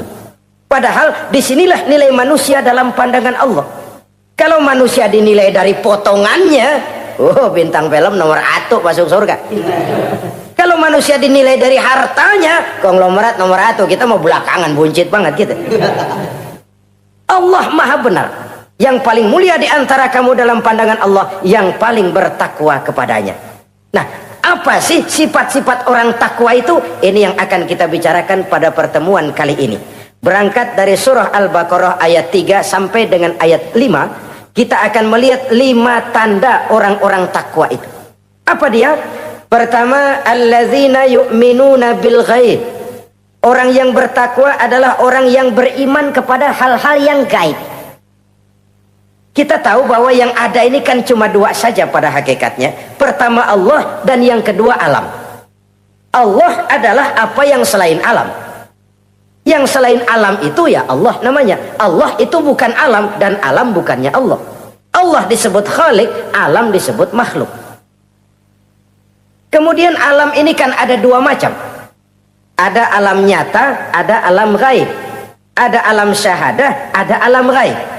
Alam nyata kita sebut dengan alam fisika, dan alam gaib kita namakan dengan alam metafisika. Termasuk dalam alam gaib ini kita wajib beriman. Akhirat, alam gaib, kita percaya akhirat itu ada. Alam kubur, alam gaib, kita yakini keberadaannya. Malaikat, alam gaib. Jin, alam gaib. Setan, genderuwo, memedi, kuntilanak, tuyul. Kita percaya kepada iblis, percaya bahwa iblis itu ada. Kita percaya kepada malaikat, percaya bahwa malaikat itu ada. Dan kepercayaan ini sudah nature. Kalau kita lihat dalam dunia animisme, orang dahulu menyembah pohon sebenarnya kan karena dia percaya bahwa pohon punya kekuatan. Kekuatan itu yang disembah untuk mengharap manfaatnya atau terhindar dari bahaya yang bisa ditimbulkannya. Orang menyembah api karena percaya di balik api itu ada kekuatan. Orang menyembah lautan begitu, orang menyembah gunung begitu. Nah, Islam mengarahkan ini kepada hal-hal yang lebih konkret. Percaya kepada alam gaib. Bahwa di balik alam nyata ini ada alam yang tidak nyata. Apakah itu namanya akhirat, alam barzah, malaikat, jin, itu semua termasuk di dalam alam yang gaib. Orang yang bertakwa, alladzina yu'minuna bil gaib. Dia percaya kepada yang gaib-gaib itu. Percaya tentang adanya. Bukan percaya kepada iblis lalu ngikutin si iblis, bukan. Kita percaya yang namanya iblis itu ada. Setan itu ada, jin itu ada, malaikat itu ada, alam kubur itu ada. Sebagai makhluk yang diciptakan oleh Allah dan Allah sebagai khalik. Baik alam syahadat, baik alam gaib, penciptanya tetap Allah Subhanahu wa ta'ala. Allah menciptakan siang, Allah ciptakan malam, Allah ciptakan yang baik, Allah ciptakan yang tidak baik. Apa perlunya? Ada manfaatnya untuk keseimbangan dalam alam ini. Manusia kan diberikan kebebasan bahwa segala sesuatu sudah ditentukan Allah memang, tapi kan tidak diberitahukan ke kita. Alam naj'al lahu 'ainaini wa lisana wa syafatain. Bukankah kami berikan kamu dua mata, dua telinga, lidah? Bukankah kami berikan kamu kemampuan untuk berpikir? Kami berikan tunjukkan dua jalan yang baik, yang tidak baik. Kira-kira, manusia, ini jalan kebaikan, akhirnya akan sampai ke surga. Ini jalan kejahatan, akhirnya akan sampai ke neraka. Silakan kamu memilih. Agar kamu tidak salah pilih, kami berikan otak. Kami turunkan Rasul, kami turunkan wahyu, kami turunkan agama. Kalau sudah sedemikian komplitnya, masih salah pilih juga, emang dasar rezeki bonyok. Dikasih otak, diturunkan Nabi dan Rasul, diturunkan wahyu, ditunjukkan jalan kebenaran. Malahan kata Imam Mustafa Al-Maraghi, Allah memberikan petunjuk kepada kita itu bertahap. Pertama diberikan yang namanya hidayatul ilham, insting. Insting ini tingkatan dasar yang sangat diperlukan oleh manusia. Kita bisa lapar, kita bisa sedih, kita bisa gembira, kita bisa nangis, kita bisa ketawa. Nggak ada yang ngajarin. Belum pernah saya melihat ada kursus ketawa. Belum pernah. Belum pernah ada akademi pertangisan. Nggak ada. Itu insting yang kita bawa sejak lahir. Dan anehnya ketawa tiap orang nggak sama, nangis tiap orang nggak sama. Itu insting. Bayangin kalau gitu itu nggak ada. Kita nggak bisa sedih, nggak bisa gembira, kita nggak bisa ketawa, nggak bisa nangis. Polos hidup ini, kayak boneka. Nggak ada insting. Nah, ini juga diberikan kepada binatang. Binatang kan cuma instingnya insting rendah. Binatang marah bisa marah. Tapi perasaan mulia binatang nggak punya. Kepengen dipuji, kan kagak ada binatang. Dia cuma punya perasaan-perasaan rendah. Marah, pengen tahu kebo kita sodok, marah dia. Perasaan rendah, lapar, binatang punya. Kenyang, binatang punya. Tapi perasaan tinggi, binatang nggak punya. Kepengen hidup lebih baik, nggak ada. Kepengen hidup terhormat, nggak ada. Senang kalau dipuji, nggak ada.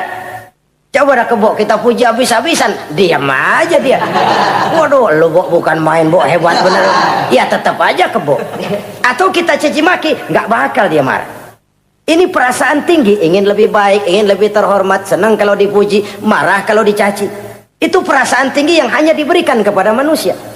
Manusia dipuji senang, dicaci marah. Orang kita puji walaupun wah kamu hebat bener, walaupun dia bilang ah kamu bisa aja, tapi kupingnya tetap aja mekar. Senang kalau dipuji. Insting yang rendah diberikan juga kepada binatang, tapi bukan insting yang tinggi. Ini petunjuk pertama. Dengan itu kita punya perasaan dasar untuk mengagumi, untuk sedih, untuk gembira dan sebagainya. Setelah insting kita diberikan panca indera yang kerjanya juga nggak sama. Penciuman dengan pendengaran dengan penglihatan kan nggak sama. Yang enak buat kuping belum tentu enak buat hidung. Orang buang angin kalau ditinjau dari segi bunyi enak buat kuping, tapi hidung kan kelabakan. Kerjanya nggak sama.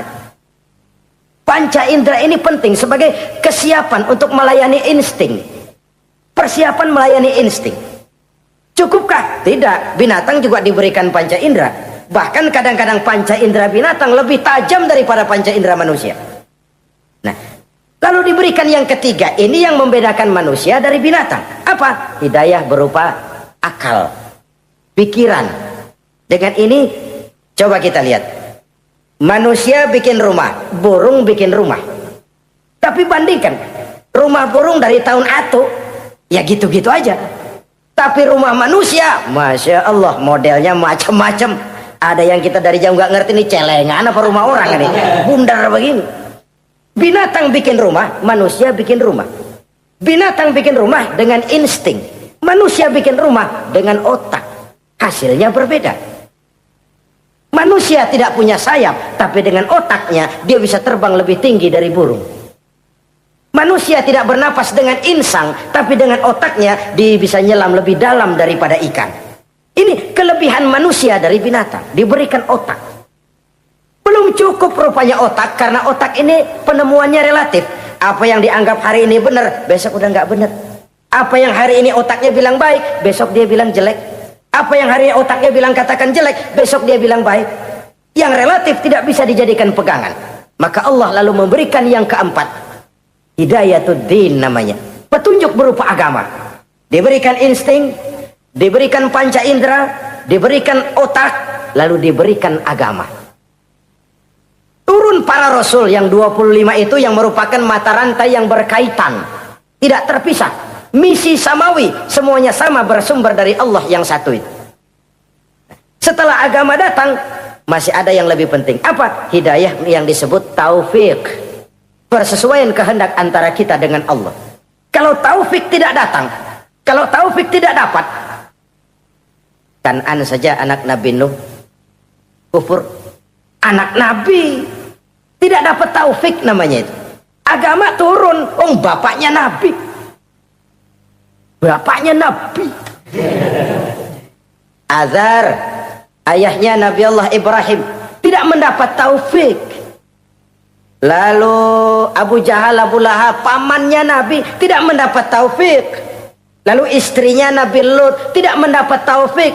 Bayangkan ini, anak Nabi, paman Nabi, bapak Nabi, istri Nabi. Taufik inilah yang hak prerogatif Allah. Insting semua dikasih, panca indera semua dikasih, otak semua dikasih, agama kepada semua diturunkan. Tapi taufik ini hak prerogatif Allah. Lah kita ini bersyukur, ponakan Nabi aja bukan dapat taufik. Tidak sekedar mendengar Islam, mendengar agama, tapi mengikuti agama itu sendiri. Inilah institusi-institusi yang diberikan Allah kepada kita. Jadi kalau sudah begini lengkap, ayo manusia, nih aku kasih, tempuh jalan ini, masih salah juga, dasar sableng. Pantas kalau Allah mengadili. Pantas kalau Allah memberikan sanksi. Kenapa? Rasul udah turun, otak dikasih, panca indera dikasih, peringatan dikasih, masih salah juga. Pantas dong kalau diadili. Kecuali kalau Allah nggak nurunin apa-apa, hidup dah selagu-lagu lu sono, mau guling mau gupak terserah deh. Kalau begitu lalu ada pengadilan, nggak adil. Ini institusinya lengkap kok. Pantas kalau Allah mengadakan pengadilan di akhirat. Pantas kalau Allah meminta kita pertanggungan jawab. Komplit begini rupa. Nah, termasuk di dalamnya kita percaya kepada yang gaib ini. Bahwa ada yang tidak nyata di balik yang nyata ini. Ada yang kita percaya kebaikannya. Ada yang kita percaya sekedar percaya saja. Kayak setan, iblis, kita percaya adanya. Tapi kan nggak wajib ngikutin. Termasuk mempelajari ilmu-ilmunya setan, ilmu-ilmunya iblis. Tenung, santet, nujum-nujuman, ramal-ramalan, itu kan ilmu-ilmunya setan, ilmu-ilmunya iblis. Belajar saja pun jangan, belajar saja pun nggak boleh, apalagi sampai mengamalkannya. Karena tatkala kita belajar apalagi mengamalkan, kita sudah bersekutu dengan setan dan iblis. Nauzubillah summa nauzubillah. Ini yang pertama. Jadi orang yang bertakwa itu sifatnya yang pertama, dia percaya kepada yang gaib. Di balik yang nyata ada yang tidak nyata. Lah, saudara-saudara, jangankan yang alam seperti ini ya, alam kubur, alam akhirat. Masih di alam nyata ini saja ada sesuatu yang hanya kita bisa rasakan tapi nggak bisa kita lihat, nggak bisa kita pegang. Contohnya angin. Ada tuh, kita rasain tapi kan nggak bisa kita pegang. Bentuknya bagaimana kita nggak tahu. Wah, merah pak, kenapa? Buktinya dikerok. Itu mah merah kerokan, bukan warna angin merah. Sesuatu yang ada tapi hanya bisa kita rasakan. Pedas, makan cabai pedas. Pedas itu ada, tapi kan abstrak. Mana sih pedasnya? Nggak bisa kita pegang, nggak bisa kita lihat, tapi kita rasain. Oh, itu yang hijau mah cabai, mang. Pedasnya mana pedasnya? Sesuatu yang cuma ada rasa, tanpa bentuk, tanpa bisa kita jamah. Ini satu langkah untuk mengantar kita memahami yang gaib, yang masih dalam alam nyata saja. Ada sesuatu yang kita cuma merasakan adanya, tapi kita nggak bisa lihat, kita nggak bisa pegang. Makanya ada orang tanya, Pak, itu kalau orang mati dibacain Fatihah di sono apa pahalanya nyampe tuh? Saya jawab, kalau ente nggak percaya mati dulu dah. Mati dulu, bacain Fatihah, tungguin di sono. Kalau nggak nyampe balik lagi kemari. Long bagaimana hal-hal yang kayak begitu? Wong sholat saja kita nggak tahu sholat kita diterima atau tidak oleh Allah. Kita puasa, kita hanya melaksanakan. Allah mau terima apa tidak kita nggak tahu. Itu yang nyata-nyata, apalagi sudah berkaitan dengan hal-hal yang gaib. Ini sifat yang pertama, orang yang bertakwa, alladzina yu'minuna bil ghaib, dia percaya kepada yang gaib. Alam kubur itu ada, alam akhirat ada, malaikat ada, jin ada, surga ada, neraka ada, dan lain sebagainya.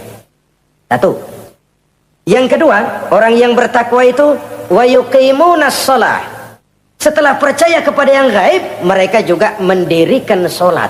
Nah, mari kita lihat ayatnya. Selalu yang berkaitan dengan sholat itu kalimatnya yuqimunas shalah, mendirikan sholat, bukan mengerjakan. Gak ada ayat i'malis sholah, if'alis sholah, kerjakan sholat, gak ada. Selalu aqimis sholah, dirikan sholat. Kenapa? Kata para ulama, kalimat mendirikan ini mengandung makna istimrar, mengandung arti kontinuitas, ada kelanjutan. Mendirikan sholat artinya mengerjakan sholat dengan betul. Selesai sholat, ajaran sholat diterjemahkan dalam kehidupan. Itu artinya mendirikan sholat. Nah, kalau dilihat dari sisi ini, banyak di antara kita yang sudah mengerjakan sholat tapi belum mendirikan sholat. Sebab mendirikan istimrar, ada kesinambungan. Selesai sholat, ajaran sholat diterjemahkan di tengah-tengah kehidupan bermasyarakat. Sehingga sholatnya punya refleksi, sholatnya punya bias dalam membentuk kepribadian dirinya. Ini kadang-kadang rancu, yang sembahyang dia, yang nyolong dia, yang baca Quran dia, yang fitnah orang dia, yang sedekah dia, yang nyolong dia juga. Ansip bingung bagaimana mutusinnya. Kalau mendirikan sholat mengandung arti kesinambungan, selesai sholat, ajaran sholat diterjemahkan dalam kehidupan. Apa? Banyak tentunya. Misalnya sholat melahirkan sikap rendah hati, melahirkan keikhlasan, melahirkan sifat jujur, melahirkan sifat disiplin, dan lain sebagainya. Dan itu diterjemahkan dalam kehidupan. Kita lihat, ini anggota badan kita yang paling terhormat kan kepala. Kalau bercanda sama teman, dipegang tangan, kita masih senyum. Dipegang kaki, kita masih senyum. Tapi kalau pala dikeplakin, jengkel bukan main. Kenapa? Al-Mukarram itu adanya di sini. Otak, di kepala. Tapi kepala yang kita hormati ini, ketika sujud di hadapan Allah, sama rendahnya dengan telapak kaki kita. Allahu Akbar. Yang besar cuma Allah. Manusia, kepala sama rendah dengan telapak kaki. Kesadaran ini membias, selesai sholat, kembali ke masyarakat, sombongnya hilang. Apalagi ikhlas. Sholat itu kan lillahi ta'ala. Orang mau puji apa tidak, enggak soal. Orang mau bilang ini, mau bilang itu, soal lain. Yang penting ini saya kerjakan lillahi ta'ala, karena Allah saja, bukan karena yang lain. Disiplin. Sehari semalam 5 kali kita lapor kepada Sang Maha Komandan. Bagaimana tidak akan tercegah dari perbuatan yang keji dan munkar? Seorang prajurit saja, kalau sehari semalam 5 kali dia lapor kepada komandannya, saya yakin dia tidak akan sempat melaporkan yang tidak baik. Pantas kalau Al-Quran memberikan jaminan solat mampu mencegah manusia dari perbuatan yang keji dan munkar. Masih ada yang tanya, Pak, katanya sembahyang mencegah orang berbuat jahat. Iya, teman saya kok sembahyang nyolong ayam. Bagus, sembahyang nyolong ayam. Coba nggak sembahyang, nyolong motor. Gedean lagi yang dicolong. Dan sebenarnya itu bukan jawaban, itu cuma logika saja. Yang benar adalah solatnya belum berfungsi. Dia baru mengerjakan solat, belum mendirikan solat. Inilah yang kalau kita jujur mau bicara, inilah problem kita sekarang ini. Mengislamkan orang Islam. Bagaimana dari mengerjakan solat kita menjadi mendirikan solat. Agar solat itu membuahkan hasil berupa pembentukan kepribadian di tengah-tengah kehidupan sosial kemasyarakatan. Kalau tidak, ya sekedar terjebak kepada rutinitas. Pergi haji begitu, pulang haji bikin gila. Masuk Ramadan begitu, selesai Ramadan ya tetap begitu. Ibadah tidak memberikan bias dalam pembentukan pribadi. Itulah sebabnya digunakan kalimat yuqimunas sholat, mendirikan sholat, yang mengandung arti berkesinambungan. Selesai sholat, jiwa dan semangat, ajaran dan filsafat sholat diterjemahkannya dalam kehidupan sehari-hari. Saudara-saudara kaum muslimin rahimakumullah, sifat yang ketiga dari orang takwa adalah wa mimma razaqnahum yunfiqun. Mereka menginfakkan sebagian dari rizki yang diberikan Allah kepada mereka. Rizki menurut definisi yang diberikan para ulama kita, ar-rizqu bimakna al-ata hissiyan kana aw ma'nawiyan. Rizki adalah pemberian, baik yang abstrak maupun yang konkret. Selama ini kita sering mengartikan rizki hanya dalam bentuk uang, sehingga rizki kita dibatasi oleh pengertian kita sendiri. Padahal tidak cuma uang, ilmu adalah rizki, jabatan dan kedudukan adalah rizki, otoritas dan wibawa juga rizki, anak, istri, suami juga rizki. Ketika ayat ini mengatakan wa mimma razaqnahum yunfiqun, mereka menginfakkan sebagian dari rizki, yang dimaksud di sini adalah rizki yang konkret dalam bentuk materi, uang, benda dan lain sebagainya. Orang yang bertakwa sadar benar, dari Allah rizki datang, ke jalan Allah rizki dibelanjakan. Semakin kita rajin membelanjakan rizki di jalan Allah, biasanya akan semakin mengalir rezeki dari Allah. Semakin bakhil kita, kadang-kadang rezeki juga malas deketin kita. Yang keempat, orang yang bertakwa itu alladzina yu'minuna bima unzila ilaika wa ma unzila min qablik. Mereka beriman, mereka percaya kepada apa yang diturunkan terhadap Muhammad, yaitu Al-Quran, wa ma unzila min qablika, dan apa yang telah diturunkan sebelum kamu, yaitu Taurat, Zabur dan Injil. Orang yang takwa percaya bahwa Allah dahulu telah menurunkan Taurat kepada Musa, Allah telah menurunkan Zabur kepada Nabi Daud, Allah telah menurunkan Injil kepada Nabi Isa. Percaya sekadar percaya, tidak wajib mengamalkan ajarannya.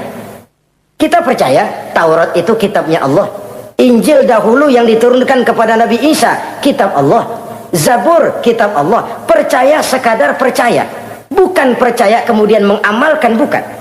Karena dengan turunnya Al-Quran, maka seluruh kitab-kitab terdahulu sudah tercakup di dalam Al-Quran. Orang yang bertakwa percaya kepada apa yang diturunkan terhadap Nabi Muhammad. Apa itu? Al-Quranul Karim.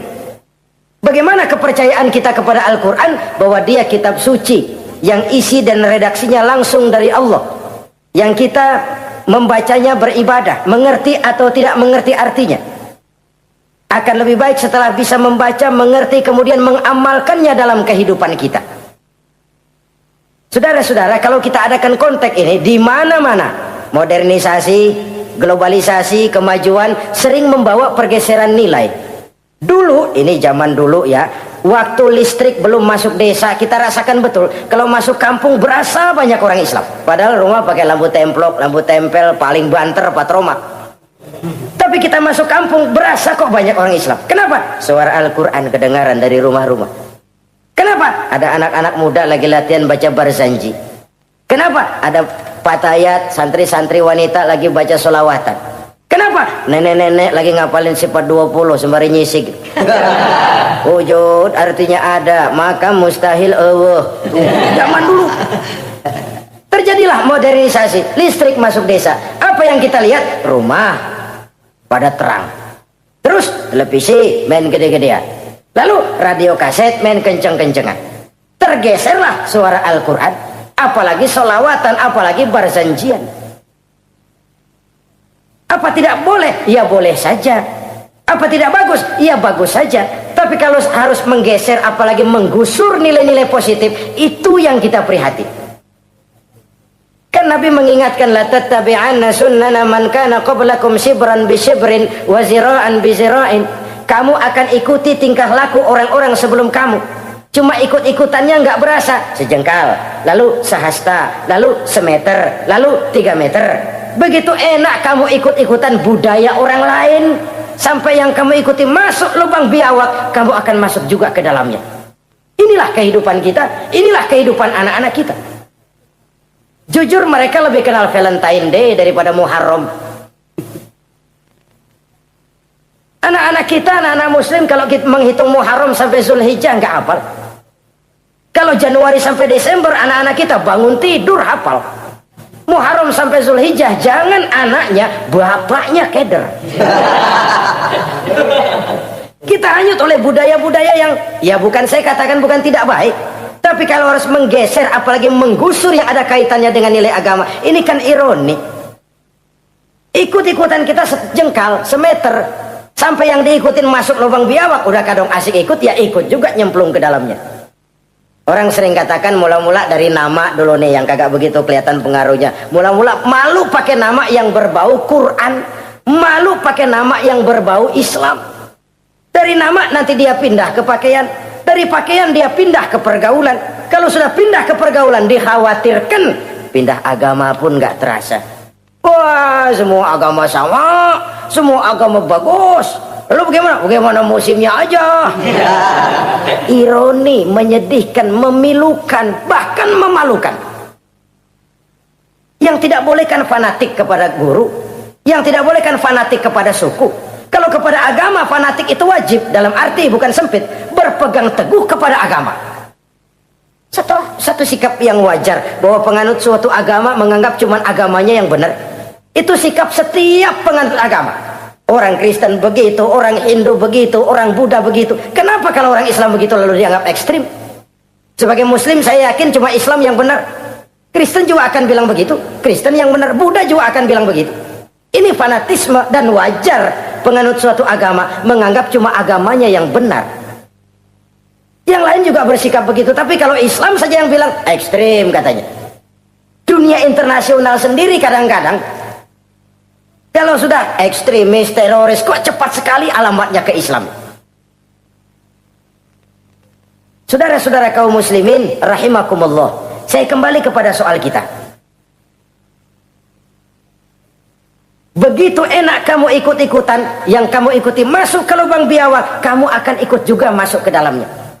Maka hati-hati bergaul, maka hati-hati memilih teman, maka baik teman pergaulan, lebih-lebih teman hidup. Karena orang sering bilang cinta itu love is blind katanya ya. Cinta itu kotok, cinta itu buta, cinta itu lamur. Nggak bisa bedain coklat, nggak bisa bedain yang lain-lain. Orang sering kehilangan pertimbangan. Demi cinta akidah terjual, demi cinta akidah tergadai. Tidak ada kemalangan yang paling malang kecuali kalau kita harus berpisah dengan akidah. Sebab itu modal dasar. Nah, orang yang bertakwa, dia beriman kepada Al-Quran. Beriman kepada Quran artinya apa? Menjadikan Quran sebagai imam dan dia sebagai makmum. Konsekuensinya, makmum harus ikut imam. Selain Quran dia percaya kepada Injil, kepada Zabur, kepada Taurat. Dilihat dari sudut ini, umat Islam itu lebih toleran loh. Orang lain yang megang Injil nggak bakal percaya kepada Quran. Orang lain yang memegang Taurat nggak akan percaya kepada Quran. Tapi orang yang megang Quran, dia percaya kepada Injil, dia percaya kepada Taurat. Dari sudut ini kan kita lebih toleran. Allah dahulu menurunkan Injil kepada Isa. Yang Injil itu yang kita percaya. Yang Allah turunkan kepada Isa. Yang Allah turunkan Taurat kepada Musa. Bukan yang telah terkena intervensi dan investasi manusiawi. Dan percaya pun terbatas percaya kepada adanya, bukan kepada mengamalkannya. Kenapa? Karena ordenya udah lewat. Kita percaya Bung Karno adalah presiden pertama Republik Indonesia. Tapi kan udah lewat. Udah lewat. Kita percaya Bung Karno presiden pertama Republik Indonesia. Tapi kan udah lewat, udah selesai. Begitulah kita mempercayai Taurat, mempercayai Injil, ada, kita percaya, tapi kan udah selesai misinya. Yang berlangsung sampai akhirat nanti adalah Al-Quranul Karim. Orang yang bertakwa meyakini itu. Ini yang keempat. Yang kelima, wabil akhirati hum yuqinun. Mereka yakin, orang bertakwa ini, kepada adanya akhirat. Kalau itu kan gampang, semua orang juga yakin. Loh, bukan sekedar yakin, sekedar percaya. Yalah, percaya kepada Allah, percaya kepada akhirat, pokoknya percaya. Bagaimana? Ya begitu, pokoknya percaya. Bukan itu. Kepercayaan yang memberikan refleksi. Iya ya, akhirat ada. Ada hidup sesudah mati, ada akhirat sesudah dunia. Saya memang benar kepengen cepet kaya, tapi kalau nipu orang nanti di akhirat bagaimana? Ini loh. Saya memang benar kepengen cepat naik pangkat, tapi kalau mesti jilat atas injak bawah, sikut kiri kanan, teman jadi lawan, lawan jadi teman, di akhirat saya bagaimana? Ini loh percaya akhirat itu. Saya memang benar kepengen cepat kaya, tapi kalau makan renten nanti di akhirat bagaimana? Kepercayaan yang mewarnai gerak kehidupan. Kalau percaya sekedar percaya, yang buta campur budak juga percaya akhirat ada. Tapi kan kepercayaan yang memberikan refleksi, mewarnai gerak hidup kita. Loh, enggak gitu. Orang yang percaya akhirat itu gayanya enggak gitu. Orang yang percaya akhirat itu sikapnya enggak gitu. Orang yang percaya akhirat jalannya enggak gitu. Orang yang percaya akhirat ngomongnya enggak asal ngomong. Kepercayaan yang memberikan refleksi terhadap gerak hidup. Nah, ini refleksi dari sifat-sifat takwa. Saudara-saudara, kalau itulah sifat-sifat orang takwa, lalu terhadap mereka yang takwa ini, karunia apa yang diberikan Allah? Apa keutamaan mereka? Mari kita kutip beberapa ayat. Pertama, ini janji Allah ya. Wa may yattaqillaha yaj'al lahu makhraja. Siapa yang bertakwa kepada Allah, maka ia akan diberikan jalan keluar dari segala macam kesulitan. Masya Allah. Orang takwa itu kan orang yang dekat dengan Allah. Kalau sudah dekat dengan Allah, everything is running well. Apa yang nggak selesai? Impossible, kata otak. Tidak mungkin, kata rasio. Mana bisa menurut kebiasaan. Tapi orang yang takwa selalu saja ada jalan keluar, selalu diberikan Allah jalan keluar. Ini yang faktor yang irasional, faktor yang non komputer, faktor yang samawi. Allah yang mau ada saja jalan keluar. Coba. Waktu terjadi peristiwa hijrah, Masya Allah, Rasulullah itu sudah dikepung rapat rumahnya, pagar betis. Jangan manusia, tikus saja nggak bisa lewat. Rapat di pagar betis. Kesepakatan sudah jelas, membunuh Muhammad bersama-sama. Apa yang terjadi? Ketika Nabi keluar, buka pintu. وَجَعَلْنَا مِنْ بَيْنِ أَيْدِيهِمْ شَدَّ وَمِنْ خَلْفِهِمْ شَدَّ فَأَغْشَيْنَاهُمْ فَهُمْ لَا يُبْصِرُونَ. Di depan, belakang, di kiri, kanan mereka kami jadikan dinding. Kami butakan mereka. Mereka enggak lihat Muhammad keluar dari rumahnya. Allah berikan jalan keluar. Padahal Quraisy siaga satu, pita merah, apel siap, mata menteleng, Nabi lewat enggak kelihatan. Persis ikan bandeng. Ikan bandeng kan melotot, colok diam aja. Enggak lihat apa-apa. Yaj'al lahu makhraja. Allah berikan jalan keluar dari berbagai macam kesulitan. Sesuatu yang menurut kita, aduh udah dah, nyerah dah, nggak bisa dah. Tapi orang yang takwa kepada Allah, Allah janji, Allah lah yang janji ini. Yaj'al lahu makhraja. Allah akan berikan jalan keluar dari segala macam kesulitan. Kenapa? Dia dekat dengan Allah. Orang yang kayak begitu yang kita takut itu. Doanya ngebul kata anak-anak. Permohonannya didengar, ratapannya dipenuhi. Allah berikan dia jalan keluar. Ada saja jalan keluarnya. Ini keistimewaan pertama dari orang yang takwa itu. Lah kalau Allah yang ngasih jalan keluar, siapa yang bisa mencegah jalan orang kayak begitu? Di pagar betis lolos, di Gua Sur Quraisy sampai ke Gua Sur mencari Nabi. Kalau mereka nengok aja kelihatan. Apa yang terjadi? Dilalah, dadakan. Burung bertelur di bibir goa, laba-laba bikin sarang di bibir goa. Quraisy mikir kalau Muhammad masuk kemari telur berantakan, rumah laba-laba hancur nih, nggak mungkin dia ke sini, cari ke tempat lain. Rumah laba-laba yang rapuh menggagalkan usaha Quraisy yang gagah perkasa. Yaj'al lahu makhraja, Allah berikan jalan keluar. Ini yang pertama. Yang kedua, wa yarzuqhu min haitsu la yahtasib. Allah berikan rezeki dia, orang yang takwa ini, dari jalan yang tidak disangka-sangka. Rezekinya mengalir. Kenapa? Dia dekat dengan Allah. Allah Maha Kaya. Kadang-kadang nih orang kerjaannya sujud doang, mengangkat tangan, rezekinya ada aja. Allah yang kaya. Allah yang Maha tahu. Orang yang takwa walaupun gajinya kagak ada, penghasilannya gede. Allah yang memberi. Jangan lupa itu, ada gaji ada penghasilan. Kalau gaji pun ada ukurannya. Kadang-kadang ada orang gajinya kecil, penghasilannya gede. Umpamanya jadi lurah musim gusuran. Itu penghasilan. Kalau gaji bisa diukur, tapi penghasilan gede lah. Kalau semeter komisinya sekian kan gede tuh penghasilan. Ada juga yang memang gaji gede, penghasilan gede. Ini pejabat-pejabat yang banyak sikutannya tuh. Saudara-saudara kaum muslimin, orang yang bertakwa itu yarzuqhu min haitsu la yahtasib. Allah berikan rezeki lewat jalan yang dia nggak sangka-sangka. Ada aja jalannya. Nggak punya duit tapi haji bisa pergi. Nggak punya duit tapi ya hidupnya wajar. Tamu datang balahan. Pernah itu ada tamu di Jawa Timur sana datang ke rumah seorang kiai. Ratusan tamu dikasih makan semua. Padahal kiai rumahnya gede. Tamu ada yang dalam hatinya nyeletuk, nih kiai bisa ngasih makan orang satu rombongan banyak begini, duit dari mana ini? Dalam hatinya disamperin sama kiai, kamu jangan buruk sangka, ini rezeki halal. Bukan cuma rezeki, dia bisa ngerti hati orang. Mukasyafah, Allah bukakan apa yang Allah nggak bukakan buat orang lain.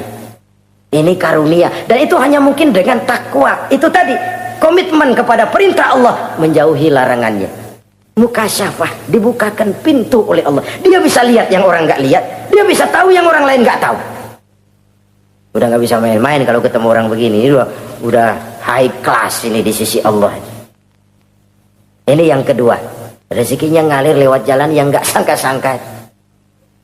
Yang ketiga, wa may yattaqillaha yaj'al lahu min amrihi yusra.